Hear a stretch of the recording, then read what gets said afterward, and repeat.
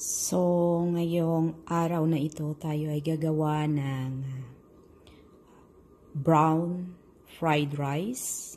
So, ang mga ingredients na kailangan natin, mixed vegetables, 2 eggs,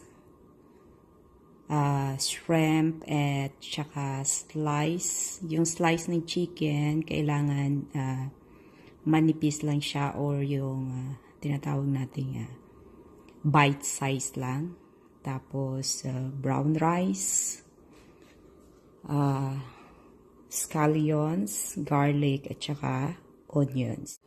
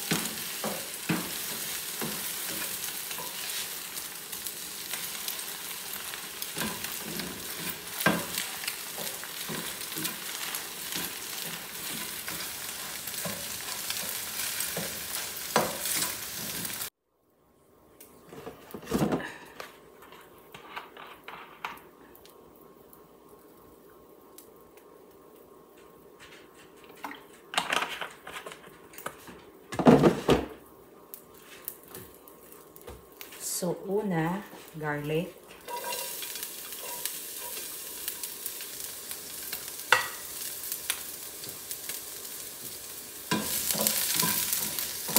Few seconds lang na. I-stir lang natin siya ng few seconds.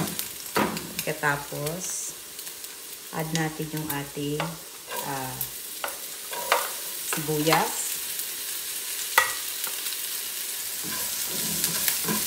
Mahina lang ang apoy,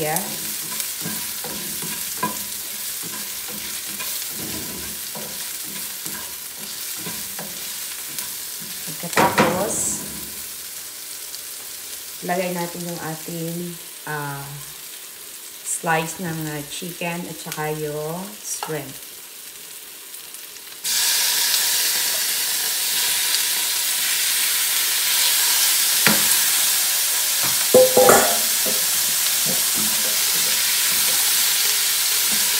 Antayin lang natin siyang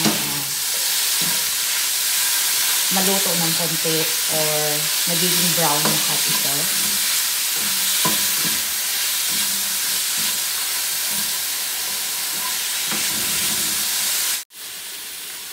So after, ilalagay natin yung ating mixed vegetables.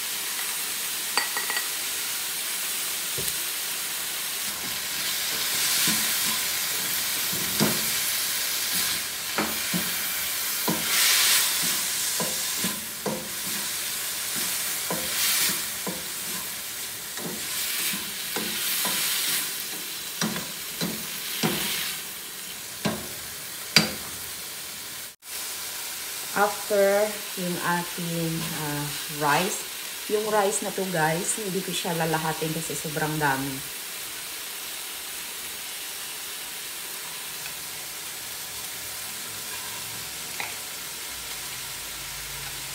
So, yun lang yung portion na aking kailangan. Isa-set aside natin yung sobra. So, ayun siya. Next. Lagay natin yung egg.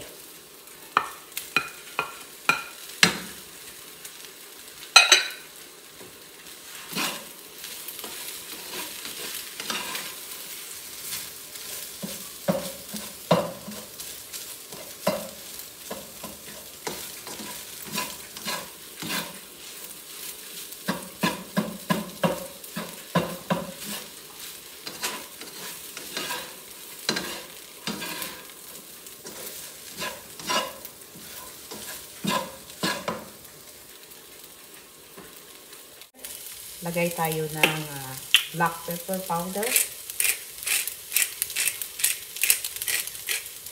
Tapos, asin.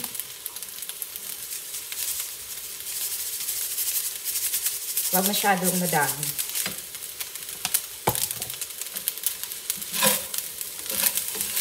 Tapos, i-mix natin. I-stir natin siya.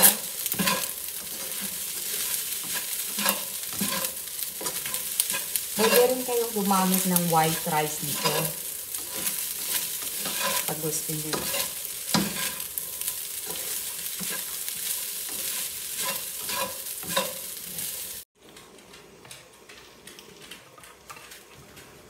So guys, add natin yung ating scallions para sa ating fried rice.